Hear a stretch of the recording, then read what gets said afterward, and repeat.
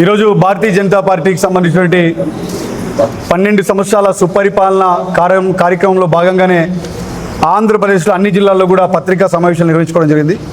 అందులో భాగంగానే ఈరోజు కర్నూలు జిల్లాలో ఈ యొక్క పత్రికా విలేకరుల సమావేశం నిర్వహించుకోవడం జరుగుతుంది. ముఖ్యంగా మనకు తెలుసు అంటే ఈ పత్రికా విలేకరుల సమావేశం నిర్వహించడం ముఖ్యమైన కారణం ఏంటంటే 12 సంవత్సరాలు పూర్తయిపోయింది. అంటే భారతీయ జనతా పార్టీ 2014 నుంచి ఇప్పటిదాకా అధికారంలోకి పోయి 2014 అధికారంలోకి వస్తే 2014 నుంచి 2026 మొన్న జూన్ ఏదైతే అయిందో ఆ జూన్లో పూర్తిగా 12 సంవత్సరాలు పూర్తయిపోయింది.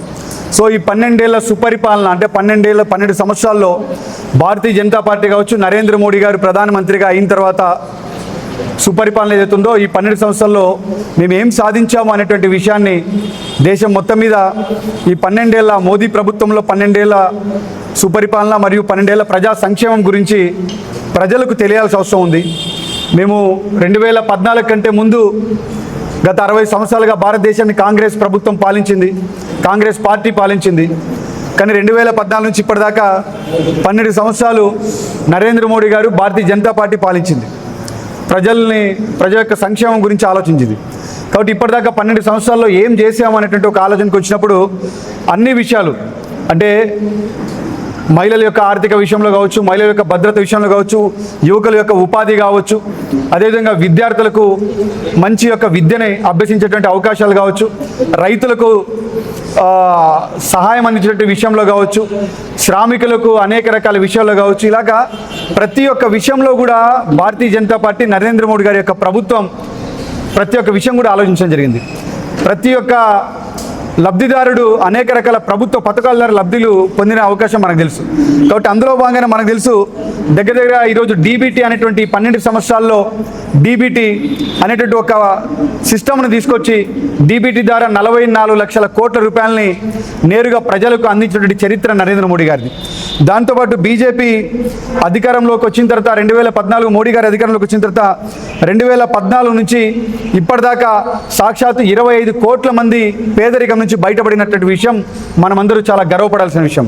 25 కోట్ల మంది సాక్షాత్తు 2014 నుంచి ఇప్పటిదాకా 25 కోట్ల మంది పేదరికం నుంచి బయటపడినటువంటి విషయం ప్రజలకు తెలియాల్సిన అవసరం ఉంది.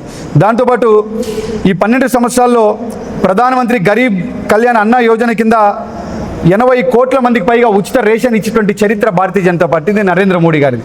ఇప్పటిదాకా 80 కోట్ల మందికి పైగా ఉచిత రేషన్ అందించినటువంటి ఏకైక ప్రభుత్వం, ఏకైక ప్రధానమంత్రి మోడీ గారు మాత్రమే. దాంతోపాటు జన్ధన్ యోజన కింద 58 కోట్లకు పైగా బ్యాంకు ఖాతాలు తెరవబడ్డాయి ఈ దేశంలో. ఈ దేశంలో 2014 కంటే ముందు బ్యాంకు ఖాతా తెరవాలంటే గ్రామీణ ప్రాంతాల్లో ఉన్న మహిళలకు ఎలాంటి ఇబ్బందులు ఉండేవో మనకు అందరికీ తెలుసు.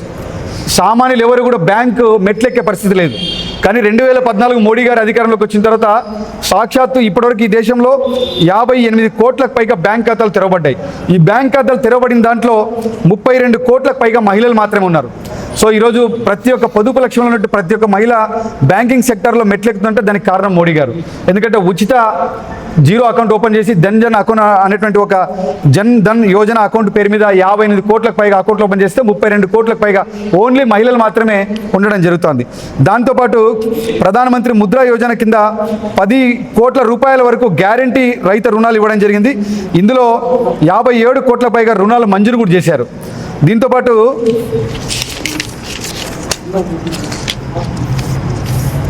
మనకు తెలుసు ప్రధానమంత్రి కిసాన్ సమ్మాన్ యోజనలో భాగంగా రైతులకు సంవత్సరానికి 6,000 రూపాయలు ప్రభుత్వం నేరుగా మోడీ గారు వారు ఎవరైతే వ్యవసాయం చేస్తారో ఆ వ్యవసాయం చేసే రైతులకు ఇవ్వడం జరిగింది. దాంట్లో ఇప్పటివరకు 11 కోట్ల మందికి పైగా అన్నదాతలకు లబ్ధి చేకూర్చారు. అదేవిధంగా గడిచిన 12 సంవత్సరాల్లో కిసాన్ క్రెడిట్ కార్డుల యోజనలో భాగంగా 7.77 కోట్ల అన్నదాతలకు సుమారు 10 లక్షల కోట్లకు పైగా రుణాన్ని అందించిన విషయం మనకందరికీ తెలుసు. ప్రధానమంత్రి ఆయుష్మాన్ భారత్ కింద దేశంలో ప్రతి ఒక్క సామాన్యులు ఈరోజు మనకు తెలుసు ఏదైనా కరోనా విషయంలో ఆరోగ్యం యొక్క పరిస్థితి మనకందరికీ తెలుసు. కరోనా సోకిందంటే ఏ ప్రైవేట్ హాస్పిటల్లో ప్రభుత్వ హాస్పిటల్లో కనీసం చికిత్స చేసే సదుపాయం కూడా లేదు. కానీ కరోనా టైంలో ప్రధానమంత్రికి సంబంధించినటువంటి ఆయుష్మాన్ భారత్ కింద ఉచిత కార్డులు ఇవ్వడం జరిగింది. ఆ కార్డు తీసుకుంటే ఎటువంటి రూపాయి తీసుకోకుండా కార్డు ఇవ్వడం జరిగింది. ఆ కార్డు ద్వారా 5 లక్షల వరకు మనం ఫ్రీగా ట్రీట్మెంట్ ఇచ్చే అవకాశం. ఆ యొక్క కార్డులో 60 కోట్లకు పైగా మనకు ఆరోగ్య బీమా కార్డులు దేశంలో ఇవ్వడం జరిగింది.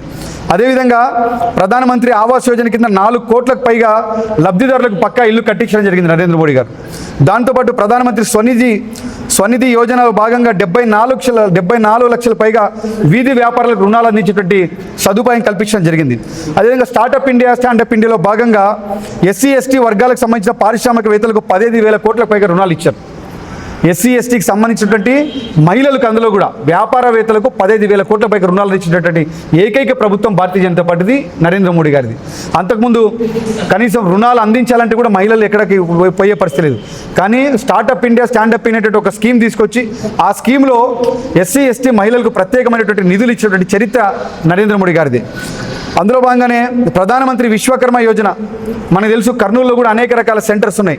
ప్రధానమంత్రి విశ్వకర్మ యోజన కింద 30 లక్షల మందికి పైగా ఇక్కడ సాంప్రదాయ వృత్తి కళాకారులకు, అంటే 18 రకాల వృత్తి కళాకారులు, చేతి వృత్తి కళాకారులు అందులో తీసుకొని వాళ్ళకి 7 రోజుల పాటు ట్రైనింగ్ ఇచ్చి, స్టైఫెండ్ ఇచ్చి, సర్టిఫికేట్ ఇచ్చి, లోను సదుపాయం కల్పించి, దాని తర్వాత కూడా మళ్ళీ అడ్వాన్స్ ట్రైనింగ్ పెట్టి దాంట్లో అడ్వాన్స్ ట్రైనింగ్లో అనేక రకాల టూల్ కిట్లు ఇచ్చి ఆ చేతి వృత్తుల వాళ్ళకు చేయూతనిచ్చినటువంటి ఏకైక ఒక స్కీమ్ ప్రధానమంత్రి విశ్వకర్మ స్కీమ్.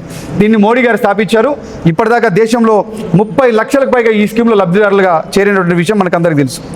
అదేవిధంగా గిరిజనుల సంక్షేమం కోసం 15 కోట్లకు పైగా బడ్జెట్ని కేటాయించారు.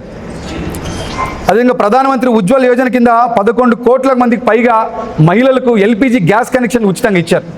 గతంలో 2014లో ఎల్పిజి గ్యాస్ కనెక్షన్లు గ్రామీణ ప్రాంతాల్లో ఏ ఒక్క మహిళలకు కూడా చేరలేదు. ఎందుకు చేరలేదంటే కాంగ్రెస్ ప్రభుత్వం ఏ రోజు కూడా మహిళల గురించి, గ్రామీణ ప్రాంతాల్లో మహిళల గురించి ఆలోచించిన దాఖలాలు మనకు కనిపించలేదు. కానీ 2014 మోడీ గారి అధికారంలోకి వచ్చిన తర్వాత గ్రామీణ ప్రాంతాల్లో ఉన్న మహిళలు కూడా ఖచ్చితంగా ఇంకా కట్టెలు తీసుకొచ్చి పొయ్యి వెలిగించి ఊపేటువంటి సిస్టమ్ని తొలగించి వాళ్ళకు నేరుగా ఎల్పిజి కింద గ్యాస్ కనెక్షన్ ఉచితంగా ఇవ్వడం జరిగింది. ఆ గ్యాస్ కనెక్షన్ యొక్క నంబర్ 11 కోట్లకు పైగా ఎల్పిజి గ్యాస్ కనెక్షన్లు ఈ దేశంలో నరేంద్ర మోడీ గారు ఉచితంగా ఇచ్చారు. అదేవిధంగా బాలికల భవిష్యత్తుకు సంబంధించిన భద్రతకు సంబంధించిన విషయంలో 4.5 కోట్లకు పైగా ప్రధానమంత్రి సుకన్య సమృద్ధి అకౌంట్ అనే ఖాతాలు ఓపెన్ చేసిన చరిత్ర కూడా నరేంద్ర మోడీ గారి ప్రభుత్వంలో జరిగింది. దాంతోపాటు మోదీ సంబంధించిన గత ప్రభుత్వంలో ఏ రోజైతే 2014 కంటే ముందు కాంగ్రెస్ ప్రభుత్వంలో ఏ రోజు కూడా ఉన్నత విద్య గురించి ఆలోచించిన దాఖలాలు లేవు. కానీ నరేంద్ర మోడీ గారు అధికారంలోకి వచ్చిన తర్వాత గడిచిన 12 సంవత్సరాల్లో 23 కొత్త ఎయిమ్స్ కళాశాలను స్థాపించడం జరిగింది. దాంతోపాటు మెడికల్ కాలేజీల నంబర్ కూడా గణనీయంగా పెరిగింది. ఆంధ్రప్రదేశ్లో 19 మెడికల్ కాలేజీలు కేంద్ర ప్రభుత్వం ఆమోదం చేసి ఈరోజు అందులో 4-5 కళాశాలలు కూడా ప్రారంభించి విద్యను అభ్యసించిన చరిత్ర మనకు అందరికీ తెలుసు. దాంతోపాటు ఎయిమ్స్కి సంబంధించిన విషయాన్ని కూడా మనం ప్రారంభించి మనం ఆల్రెడీ కళాశాల కూడా ప్రారంభించుకున్న విషయం మనకు తెలుసు. మిషన్ ఇంద్రధనుస్సు కింద 5.40 కోట్లకు పైగా పిల్లలకు ఉచిత టీకాలను అందిన చరిత్ర కూడా నరేంద్ర మోడీ గారికి దక్కుతోంది. అదేవిధంగా స్వచ్ఛ భారత్ మిషన్లో భాగంగా దేశంలో 12 కోట్లకు పైగా గృహాల్లో ఉన్నటువంటి మహిళలకు టాయిలెట్లు అందించిన చరిత్ర నరేంద్ర మోడీ గారిది. అంతకుముందు కనీసం 2014 కంటే ముందు గ్రామీణ ప్రాంతాల్లో ఉన్న మహిళల గురించి ఏ రోజు కాంగ్రెస్ ప్రభుత్వం ఆలోచించలేదు. కానీ 2014లో మోడీ గారు ప్రధానమంత్రి అయిన తర్వాత గ్రామీణ ప్రాంతాల్లో ఉన్న మహిళలు మరుగుదొడ్లకు వెళ్ళాలంటే బయట వెళ్ళే పరిస్థితి. వాళ్ళ యొక్క ఆత్మ గౌరవాన్ని కాపాడుకోవడం కోసం నరేంద్ర మోడీ గారు 12 కోట్లకు పైగా టాయిలెట్లు నిర్మించారు. జల్ జీవన్ మిషన్ కింద 16 కోట్లకు పైగా గృహాల్లో ఉన్నటువంటి మహిళలకు తాగునీరు సదుపాయం కల్పించాలని జల్ జీవన్ మిషన్ కింద 16 కోట్లకు పైగా కుళాయి కనెక్షన్లు ఇప్పించిన చరిత్ర మనకు మాత్రమే ఉంది. ఇలాగా ఈ 12 ఏళ్ల కాలంలో అనేక రకాల విజయాలు మనం సాధించాం. ఇది మాత్రమే కాదు, ఆంధ్రప్రదేశ్లో ఉన్నటువంటి యువకులకు సంబంధించినటువంటి విషయంలో కేంద్ర ప్రభుత్వం ఇప్పటిదాకా ఆంధ్రప్రదేశ్లో ప్రధానమంత్రి కౌశల్ వికాస్ యోజన కింద 5 లక్షల మందికి శిక్షణ ఇస్తే అందులో 1,11,000 మందికి ఉపాధి అవకాశాలు కూడా దొరికాయి. ఈ విషయాన్ని గత ప్రభుత్వం ఏ రోజు చెప్పలేదు. అదేవిధంగా స్టార్టప్ ఇండియా స్టాండప్ ఇండియాలో భాగంగా కూడా ఆంధ్రప్రదేశ్లో 2,400కు పైగా గుర్తింపు పొందిన స్టార్టప్ ఇండియాలను గుర్తించి అందులో యువ పారిశ్రామికవేత్తలకు లోను సదుపాయం కల్పించి రుణ సదుపాయం కల్పించినటువంటి ఏకైక ప్రభుత్వం నరేంద్ర మోడీ గారిది. దానితో పాటు ఈ విషయాలు ఏవైతే ఉన్నాయో స్టాండప్ ఇండియా కింద కూడా ఆంధ్రప్రదేశ్లో 5,313 ఎస్సీ ఎస్టీ మహిళలకు పారిశ్రామికవేత్తలుగా వాళ్ళని ఎంకరేజ్మెంట్ చేసి వాళ్లకు 1,284 కోట్ల రూపాయలను మంజూరు చేసినటువంటి చరిత్ర కూడా నరేంద్ర మోడీ గారిదే. కాబట్టి మనం గమనించాల్సిన విషయం ఏంటంటే గతంలో 2014 కంటే ముందు దేశంలో ఉన్న కాంగ్రెస్ ప్రభుత్వం ఏ రోజు కూడా ఈ దేశంలో ఉన్నటువంటి సామాన్యుల గురించి, మహిళల గురించి, యువకుల గురించి, నిరుద్యోగుల గురించి, ఎస్సీ ఎస్టీ వర్గాల గురించి, అదేవిధంగా గిరిజనుల గురించి, మైనారిటీల గురించి ఏ రోజు కూడా ఆలోచించలేదు.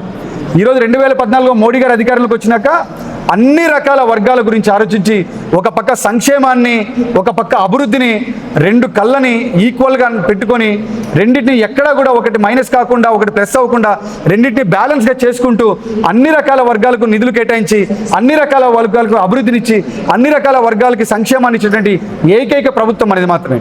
కానీ 2014 నుంచి 2019లో ఈ రాష్ట్రంలో వైసీపీ అరాచక పాలన సాగించింది. కానీ 2014 నుంచి 19 వరకు ఈ రాష్ట్రంలో ఎవరికి కూడా ఉద్యోగ అవకాశాలు లేవు. 2019లో మళ్ళీ కూటమి ప్రభుత్వం అధికారంలోకి వచ్చిన తర్వాత మేము డిఎస్సి ఇచ్చాం. కానీ వాళ్ళు ఏం చేశారు? 2014 నుంచి 19 వరకు గత వైసీపీ ప్రభుత్వం ఈ రాష్ట్రంలో ఉన్నటువంటి యువకులకు, విద్యార్థులకు, నిరుద్యోగులకు డ్రగ్స్ ఇస్తే మేము 19 అధికారంలోకి వచ్చాక మేము డిఎస్సి ఇచ్చాం.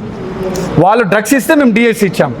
వాళ్ళు 2014 నుంచి 19 వరకు ఈ రాష్ట్రంలో పేకాట శిబిరాలు ఏర్పాటు చేస్తే, పేకాట క్లబ్బులకి పర్మిషన్లు ఇస్తే మేము 2014లో కూటమి అధికారంలోకి వచ్చిన తర్వాత నరేంద్ర మోడీ గారి నాయకత్వంలో, చంద్రబాబు నాయుడు గారి నాయకత్వంలో, పవన్ కళ్యాణ్ గారి నాయకత్వంలో వాళ్ళు పేకాట శిబిరాలకు పర్మిషన్లు ఇస్తే మా నాయకత్వంలో మేము పోలీస్ రిక్రూట్మెంట్లకు నోటిఫికేషన్లు ఇచ్చాం. గతంలో విద్యార్థులకు, నిరుద్యోగులకు ఆంధ్రప్రదేశ్ 2014 నుంచి 19 వరకు గంజాయి, గుట్కాలకు కేంద్రం అయితే మేము 2019 నుంచి ఇప్పటివరకు మళ్ళీ ప్రభుత్వం అధికారంలోకి వస్తే మేము గూగుల్కి అడ్డాయాం. వాళ్ళు గంజాయి, గుట్కాలకు అడ్డాయారు, మేము గూగుల్కి అడ్డాయాం. వాళ్ళేమో డ్రగ్స్కి అడిక్ట్ అయ్యారు, వాళ్ళకి విద్యార్థులకు డ్రగ్స్ ఇచ్చారు, మేము డిఎస్సి ఇచ్చాం. వాళ్ళేమో ప్యాకెట్ శిబిరాలు ఏర్పాటు చేశారు, మేమేమో పోలీస్ రిక్రూట్మెంట్లు ఇచ్చాం. ఇలాగా ప్రతి దాంట్లో కూడా మాకు వేరియేషన్ ఉంది. కాబట్టి ఖచ్చితంగా ఈ విషయాలన్నింటినీ కూడా ఆంధ్రప్రదేశ్లో ఉన్న సామాన్యులకు అర్థం చేయించాలి. 12 సంవత్సరాల్లో నరేంద్ర మోడీ గారు ఏ రకంగా అభివృద్ధి చేశారు, ఈ దేశంలో ఉన్న మైనారిటీ అనేక రకాల వర్గాలకు ఏ రకంగా లబ్ధి చేకూర్చారు, దాంతోపాటు 2 సంవత్సరాల కూటమి ప్రభుత్వంలో కూడా ఆంధ్రప్రదేశ్లో నరేంద్ర మోడీ గారి నాయకత్వంలో, భారతీయ జనతా పార్టీ నాయకత్వంలో, కూటమి 3 పార్టీల నాయకత్వంలో ఆంధ్రప్రదేశ్ ఎంత వేగవంతమవుతుందో మనకు అందరికీ తెలుసు.